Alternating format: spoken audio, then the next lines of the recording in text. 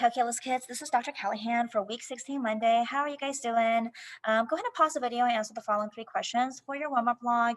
Keep in mind your warm-up log is due on week 18 for 300 points, and I will be giving you guys more information as to how you can go about submitting that information as we get closer to it.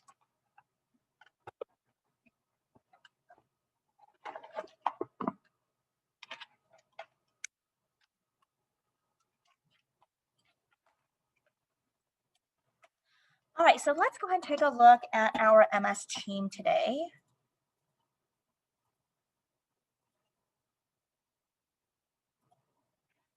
Okay, so as always, you go to calculus right here on your MS team, and like yesterday was week 15 Friday. So if you go ahead and view the assignment,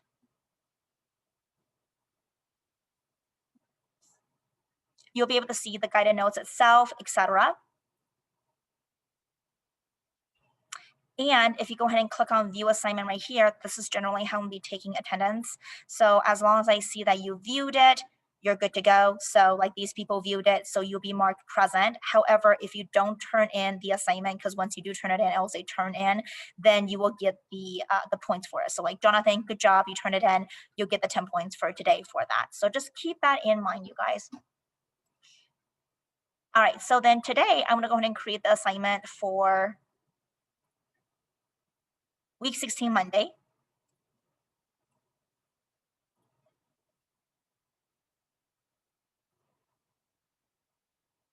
All right, so we're gonna go up to assignment. Oh goodness, come on. Create assignment. And today we're actually going to talk about optimization, which is a really important section of Unit 3. It's actually the application piece of Unit 3. So week 16 Monday, lecture, section 3.7, optimization. Day 1, we're going to spend a few days on this. Your instruction is as follows.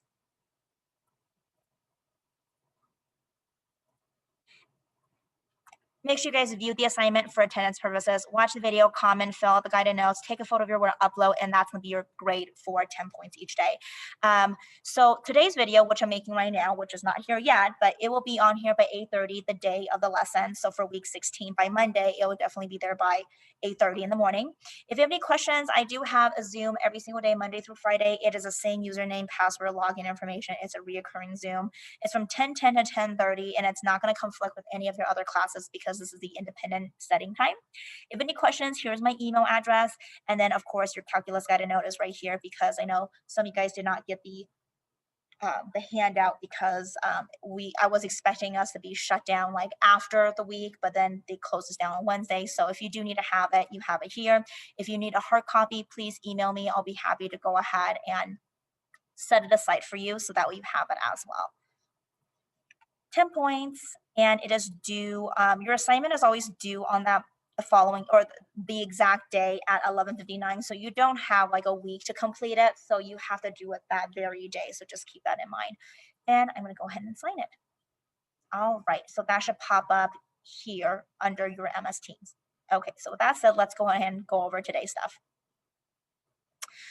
Keep in mind that your safety grade here is a 75% because your final is worth 15%. So 75 minus 15 is going to be 60% in case you do fail. In order to pass a class, you have to get a 60% or better.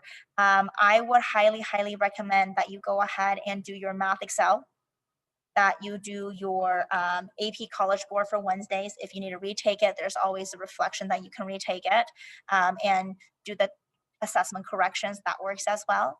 So just keep that in mind. All right, so your notes today is going to look something like this. So go over to your guided notes.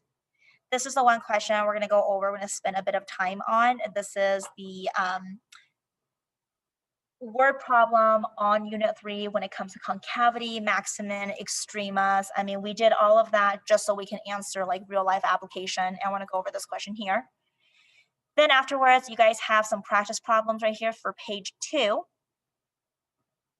And then more optimization problems for you guys to practice on page 3. If you need the steps, the link is right here that you can click on and check out the steps. It's for all of these examples here. And then of course, my notes with additional examples of 3 different examples, 5 different examples, just kidding, and with the steps. All right, so with that said, let's go ahead and just jump into this.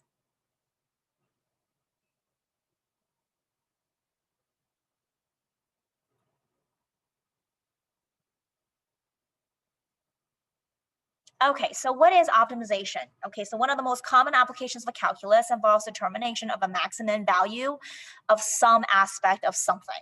Okay, so consider how frequently you hear or read the terms such as greatest profit, least optimum size, greatest distance, least time, least size, greatest strength, least cost, greatest voltage. All of these questions involves max and min and using the first derivative. So today we're actually going to put that into practice. So when you're doing this, there are 2 different equations that you need. There's a primary and a secondary equation. Now your primary equation is basically the first primary equation. It is an equation with a formula for the quantity that needs to be optimized. So whatever you're looking at surface area, you're looking at the greatest surface area, that's going to be your primary equation. Although there's a little bit more to it, but we'll get to that. Secondary equation is basically going to be an equation that you can use with an independent variable that you're going to manipulate to fit the primary equation. So you're basically going to be using the secondary equation to solve the primary equation. The purpose of this is to go ahead and reduce the primary equation to have one single independent variable. So if you're using just simply y, then everything needs to be y. You can't solve for something if you have 2 different variables before attempting to minimize or maximize. And we'll go over the example where you'll be able to see that. All right, so then let's take a look at the guidelines. There are 5 of them. Go ahead and read them.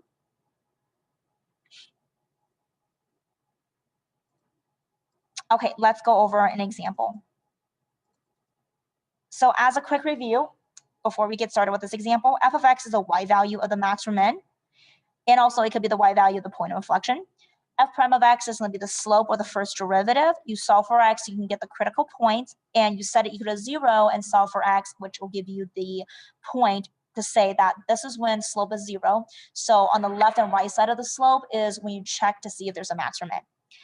F prime of x or f double prime of x is the second derivative. When you set it equal to 0, you solve for x.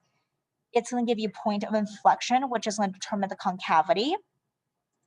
All right, so this is the one example that you have in your notes. So it says a manufacturer wants to design an open box having a square base and a surface area of 108 square inches. What is the dimension that will produce a box with a maximum volume? So keyword here is maximum volume. So you probably will use the volume of a box as one of your primary equations. So I always like to draw a picture. So on your paper, make sure you have a picture of a box. Lay the box on the bottom as x and x because the bottom of this box is a square. So you know it's x, x, x, and x. There's the height of the box.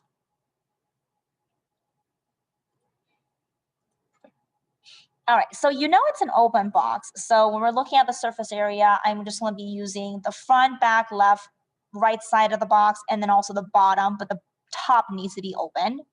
Okay, so I'm going to make it black right here. Next part is it has a square base, so you know it's in the x, x, x, and x. So to find the area of the base, it's x times x, which is x squared. And the surface area is 108 square inches. So what is the dimension of the box to produce the maximum volume? So how big is the side length, width, and height of this box in order to produce a maximum volume of this? So surface area is going to be the following: x squared, which is just going to be this part here, plus you need the 4 side walls, front, back, left, and right.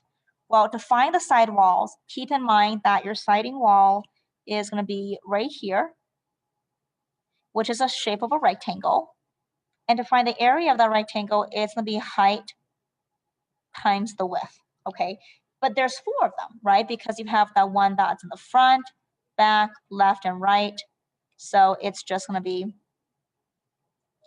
4 times x times h. And you know the surface area is 108. So there is your equation. This is going to be your primary equation because that's what the question is asking, is the volume. But the problem I see here is that you have two different variables. You have an x and you have an h. So we're going to use a secondary equation to go ahead and solve for one of them. So that way you can substitute it and everything is just under one variable. So let's take a look at the secondary equation. The secondary equation is going to be volume. Oh, I'm sorry. Hold on a second. Just kidding. Surface area is one of the equation. Your primary equation is going to be volume right here. Your volume of this is going to be x squared times h. Sorry about that. Given the question is asking about volume, this is going to be your primary example. This is going to be your secondary example or equation. Okay. So I'm going to use my secondary equation to solve for one of these letters so I can replace it in here. So I just either have all x's or all h's. So we're going to express the volume as a function of one variable. And we're going to use a secondary equation to write the v in terms of x. Okay, so here I have x squared plus 4xh equals 108. So I will want to go ahead and solve for h. So that way I have everything to be equaled to x. So in order to do that, we're going to go ahead and first move the x squared over to the right side. So you have a minus x squared. My goal at this point is to go ahead and solve for h. And so in order to solve for h, I will have to divide both sides by 4x, which leads me to this part right here, okay?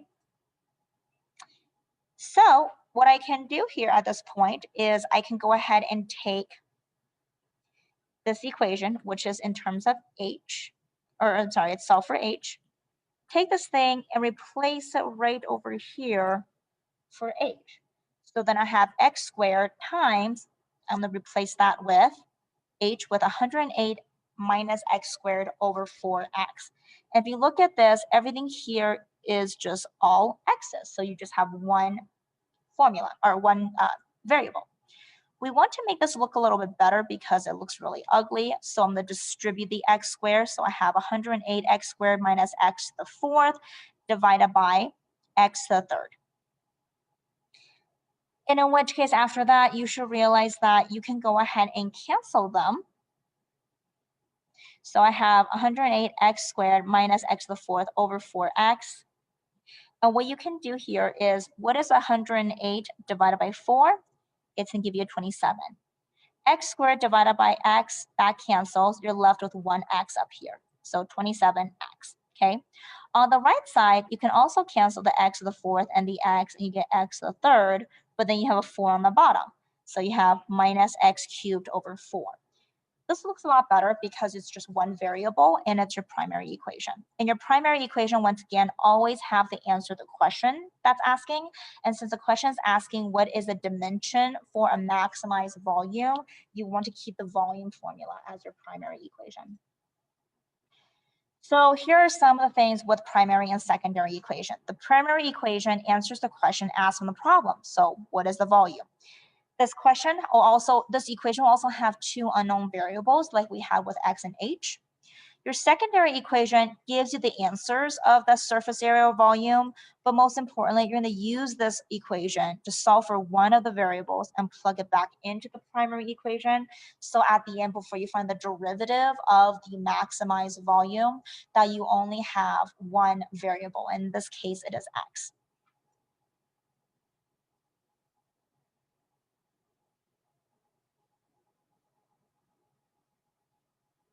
All right, so let's go ahead and take a look at this. So we're going to go ahead and find the maximum volume, which means I have to find the first derivative of the formula. Now your v of x from what we found in the last problem is v of x is equal to 27x minus x to the third over 4. Okay, so I would have to find the critical point of this, so that way I can test the critical point. So let's find the derivative of v of x. Derivative of 27x is just going to be 27, so that's pretty simple. Now, the second part, x to the third over to the fourth, you're going to have to do a little bit of a quotient rule. So I'm going to say that my f is going to be 3x, or excuse me, 3, and my f prime is 3x squared. My g is going to be 4, so g prime is 0, and then of course g squared is just 4 times 4, which is 16. So minus, just keep in mind this entire product quotient rule is going to have a negative in front of us, so you have to distribute that. F prime times g is going to be 3x squared times 4, so that is going to be 12x squared. So f prime times g is going to be 12x squared minus f times g prime, so f, which is x cubed, times g prime is 0, so minus 0, all the way over g squared, which is 16. So I have 12x squared over 16. If I reduce that, it's going to give me a 6 over 8. If I reduce that further, it's going to give me a 3 over 4 x squared. Right there. All right, set that equal to 0. Our goal here is to go ahead and find the critical point. So let's go ahead and solve for x. So first I'm going to do is I'm going to go ahead and move the negative 3x squared minus 4 to the right side, or to the left side, doesn't matter. So you have something that's like this. Then to get rid of the 3 over 4, I will multiply by the reciprocal, which is 4 over 3.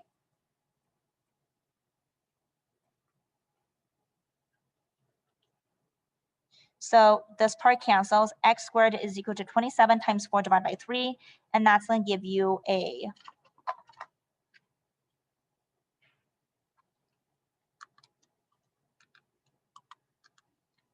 x squared is going to give you a 36. Now to get rid of the x squared, you will have to square root both sides, which will give you two values, a positive x and a negative 6 and a positive 6.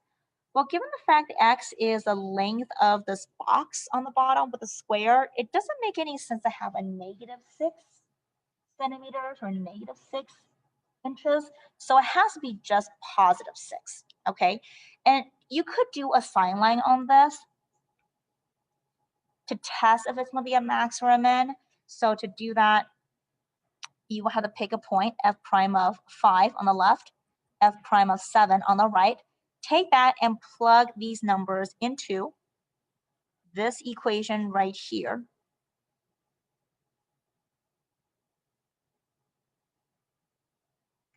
And you are going to find out that this is indeed going to be a max, because that's going to give you a positive and that's going to give you a negative, okay? So now that I determined that this is definitely going to be a maximum, which kind of matches the question because it's asking for the maximum dimension of the volume of the box, you're going to put the 6 into v of 6 to find the y value, okay? And when we do that, you don't put this into the v or into the first derivative, you put this back into the v of x, the original equation, okay? So when you do that, you'll have 27 times 6, and then 6 to the third power divided by 4, which will give you 108. And that is going to be the maximum volume to this box. But we're not done with the question yet, because the question is asking you, what is the dimension? So you know that x is going to be 6, but then what about the height of this box? So you would have to work a little bit more with the secondary equation. So I'm going to have to use it to solve for h. So I could do the secondary or I could do the primary, it doesn't matter. So let's do the primary. V equals x squared times h. Well, volume is 108. You know that the x is going to be 6. So then when I plug this in, 6 times 6 is 36. And what is 108 divided by 36? It is going to give you a height of 3. So your dimension is 6 by 6 by 3. And that's how you solve an optimization problem. All right, so what I want you guys to do now is go ahead and turn over to this page on your guided notes. Read my notes that's typed up and written down for the following examples on max or on optimization.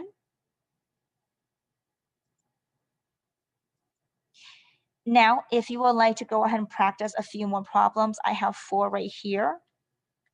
Take a look at the link for your steps. And then for further practice, I have these ones right here. And again, the links right here for practice.